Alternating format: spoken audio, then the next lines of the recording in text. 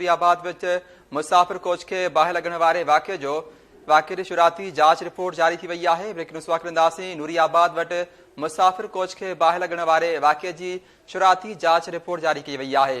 कराची खां केनशा वेंदड़ AKC बस number LRT 4707 खे 9:20 ते बाहि लगी, जॾहिं त मोटरवे पुलिस जो चवणु आहे त कोच के बाहि एयर कंडीशन यूनिट में शॉर्ट सर्किट सबबि लगी आहे।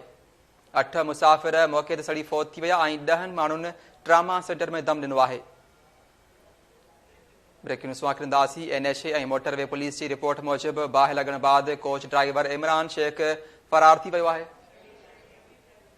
इन हवाले सां कराची मां लाइन ते मौजूद आहे सगीर चांडियो। जी सगीर, छा तफ़सील आहिनि? नूरियाबाद वटि मुसाफ़िर कोच खे बाहि लॻण वारे वाक़े जी इब्तिदाई रिपोर्ट जेका आहे उहा जारी थी आहे। नेशनल हाईवे अथॉरिटी ऐं मोटरवे पुलिस पारां जारी कयल उन रिपोर्ट में चयो वियो आहे त कराची खां केनशा वेंदड़ AKC बस नंबर जेका LRT 4707 खे राति 9:20 ते इहा बाहि लॻी।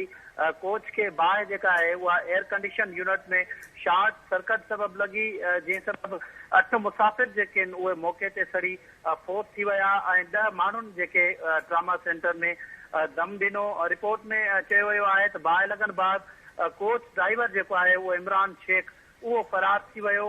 कोच खे बाहि लॻण सबबि 18 ॼणा जेके आहिनि उहे फौत थिया ऐं 2 ॼणा जेके आहिनि उहे सड़ी ज़ख़्मी थिया आहिनि।